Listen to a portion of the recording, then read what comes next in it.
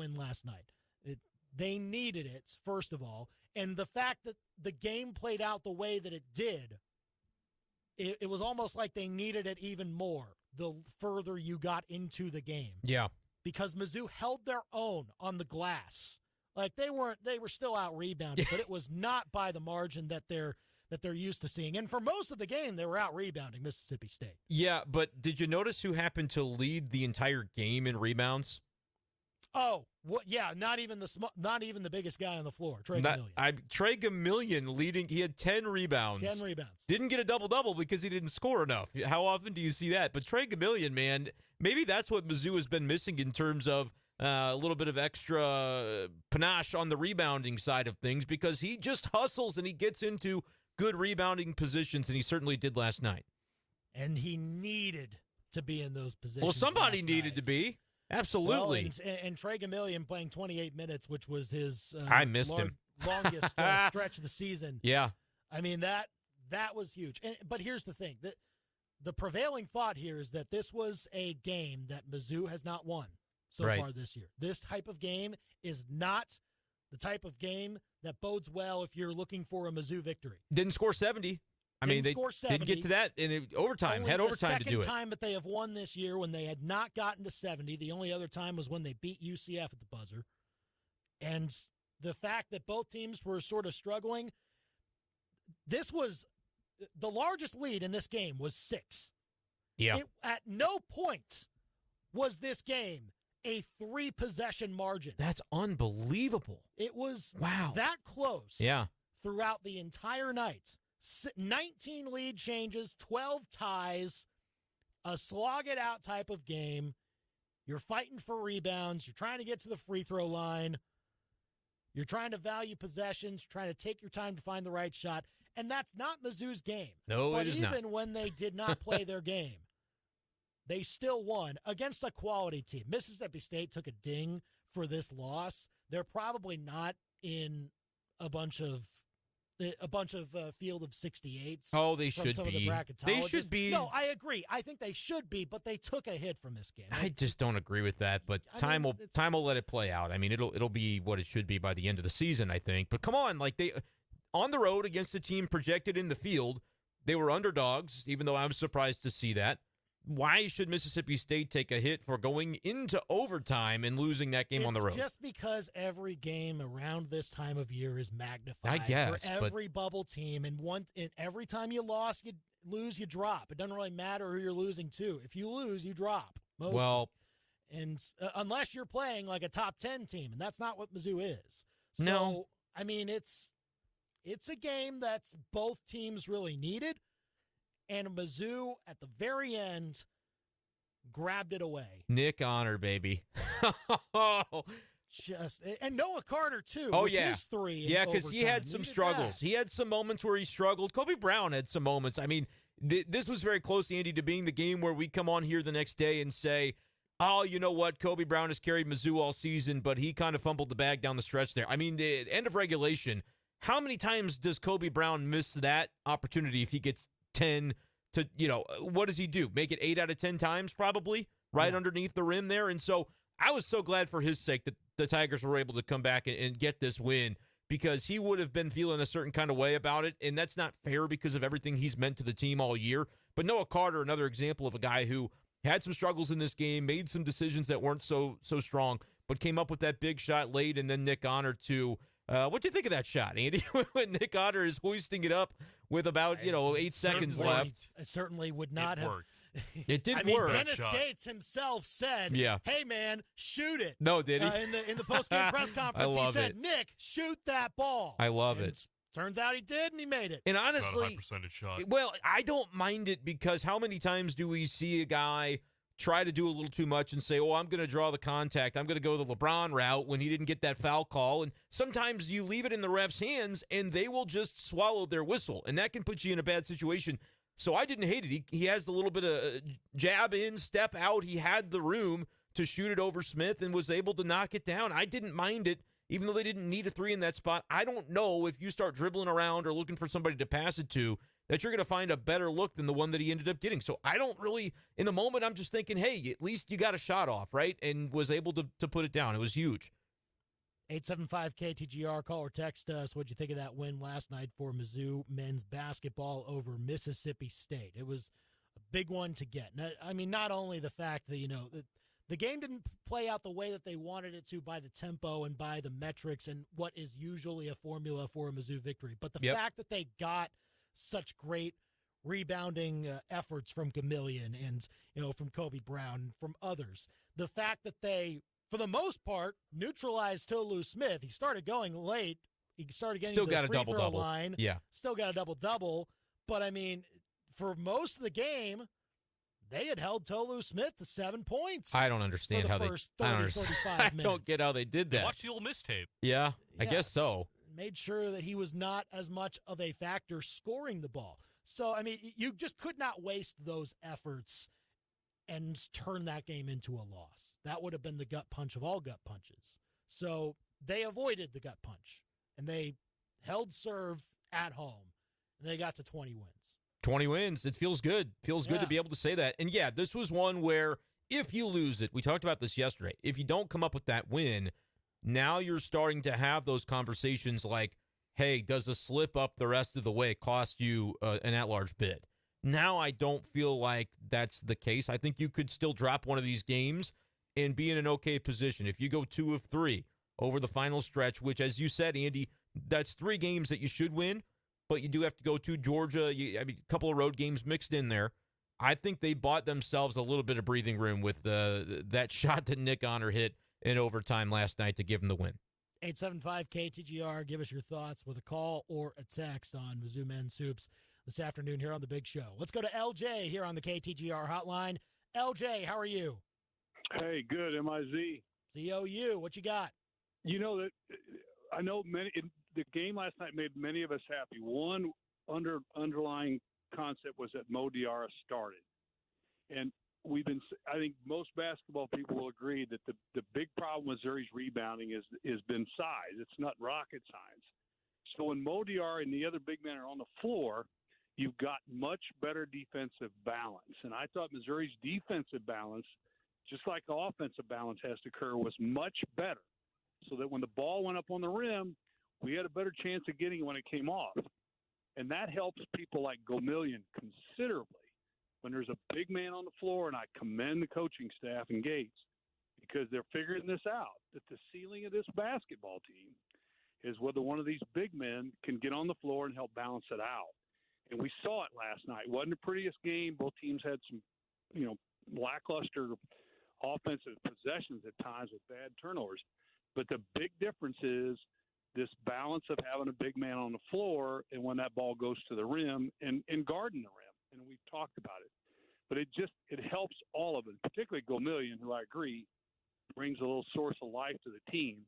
But when he doesn't have to guard somebody that's 3 or 4 inches taller and much more athletic, he can get these mid-range rebounds, and they can do that. So I'm really pleased with the recognition of this coaching staff and what's going on, that the ceiling of this team is being addressed. And Diarra is really making some strides, and I really thought it was unfortunate.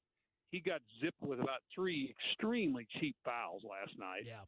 And I'm one of the things I'm happy to see at this point in the season is for the conference seasons to end, because the officiating and the grind of those games are half court. And I think when you get Missouri in the tournament, where you guys have pointed out, we're more of an open court team, a press team. We're going to create some problems from teams that are probably ranked higher than we are if we can get there because of how we play. But in the conference, in the home and home setup and how it's officiated, it's time for that to get over with and get on with it. But anyway, really good positive movement, even in a sloppy game, from my perspective, to see the defensive balance we get with more size on that floor. 2 other things for you real quick. I haven't paid real close attention to your show, so what's the status of Aiden Smith and Mosley, if you guys know, and I'll hang up and listen. Yeah, appreciate the call, LJ, here on The Big Show, KTGR and KTGR.com. Yeah, I think Gates, I don't know if he mentioned why on Aiden Shaw, but, I mean, he didn't play last night. I don't think it's really something to look into. Again, Maybe not. But Gates is going to change up his lineups based on matchups, and I mean Shaw could have been good as a rebounder. That's but what I thought. Gates has also talked about the fact that he would like to see Shaw get better at rebounding. Okay, and when they see an opportunity where they need to try and hold their own on the glass against Tolu Smith, then maybe he's going to go with other guys. We saw him aboard Majak for about 6 minutes. We did. He played really well, got a couple rebounds. Yeah, he can board. Moment right afterward where he threw the ball. He doesn't.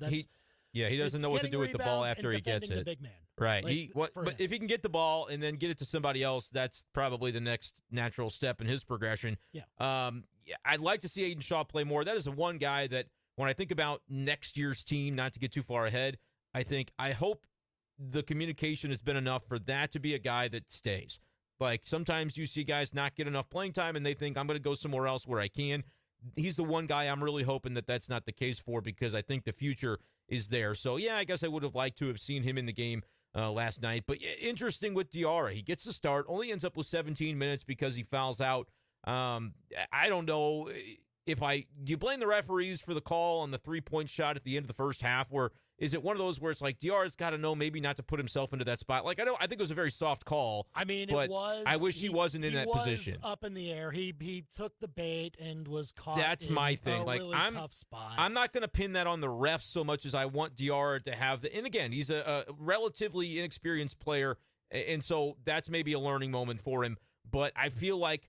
The last one for me was the that was frustrating for sure, Andy. But first of all, the most frustrating part was that the whistle was so late. Mizzou was crossing half court with the ball by the time the whistle came in. Yeah, you don't like to see those kinds of calls. But what I did like from Diarra last night, where I always joke that he likes to try to play the guard spot in the way he wants to handle the basketball, but he was looking silky last night with a couple of the moves that he made. So if he can more consistently do that and hold on to the ball through the process. I don't like him necessarily being a guy that's trying to invite contact because he can't hit free throws. Like I'd rather him just try to do something in the mid-range to where maybe he can put the ball in. If your whole goal is to get to the free throw line and you can't make free throws, you might have to reevaluate that strategy. But the leaps and bounds that we're seeing from Diarra, yes, I think overall those were evident last night and important in helping Mizzou to get that win. He's great because he's a guy that can add size to the lineup, which is important, as LJ mentioned in his call. But I don't think with him you're detracting the ability to run the floor, the ability to handle the ball. If you have too many of those guys, when you get Majak and him and maybe Caleb Brown, too many of those guys on the floor at once, that maybe takes away the way that Mizzou had happened to them in Starkville from their ability to run the floor and do what they do best. But I think with Diarra, he is establishing the fact that he can handle the ball and can move a little bit as well. And so that's why I think it worked so well last night with him on the floor. But, Andy, we'd be remiss if we didn't mention, talking about size and rebounding, the ability. Kobe Brown played 42 minutes last night. For as much as he might have had that one moment that you can look at late and say, oh, I wish he would have put that away, made that layup on the inbound. He gave them so much last night for his ability to just be on the floor and be a presence for 42 of the 45 minutes in that game. I mean, the thing is, you might look at the stats and say, oh, he was only 6 of 17, and you're right, it wasn't his best shooting night. He didn't shoot great, but that's not all he does. I thought he was fouled on a few of those attempts. That's fair.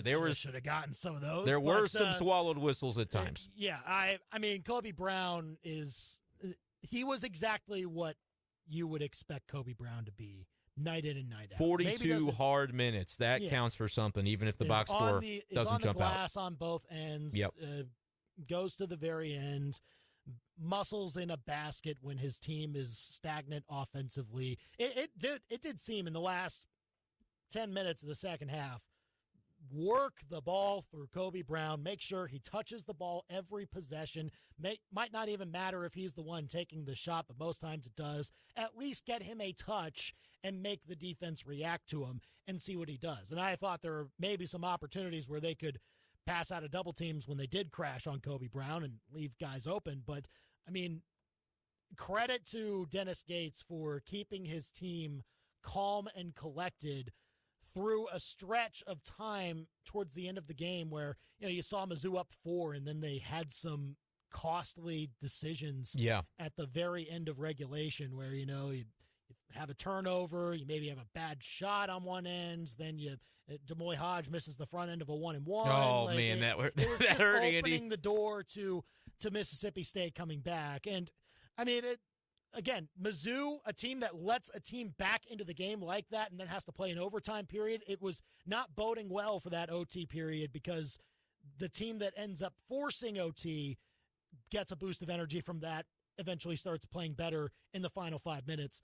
But Mizzou staved that off, and that was the big part. I mean, you can look at the box score and go, okay, Mizzou shot 40% from the field. They shot 33% from three, 63% from the line. That's not fun. It's not great. And the turnover margin, they only won that battle by 2, 14-12. You can look at all those things and go, that's maybe not a recipe for a Missouri win, especially when you say it's a 66-64 game in overtime. Who do you think won?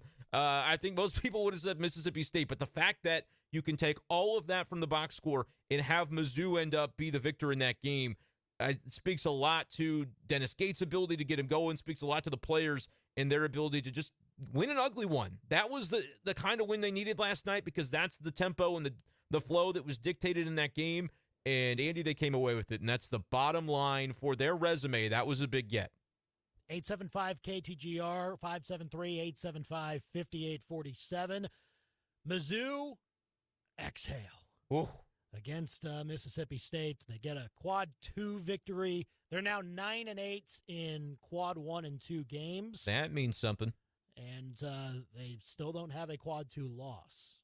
And no 3 or 4 losses either. It's all every loss has been a quad 1 loss to this point. Unbelievable. Quad 1. It's impressive. So, that's boding well for Mizzou when they talk about putting together their resume for the NCAA tournament. You would think that they are in, even though they've got 3 games left that are landmines. Oh yeah, you'll have a chance for those quad 3, quad 2 losses coming up. It's not to take these games lightly, especially this one coming up against Georgia. Tricky. It seems to be the most likely. They've got like 3 home losses, 2-3 home losses. So yeah, don't overlook these guys playing in Athens for sure. 875 KTGR. Give us a call or a text with your thoughts on that.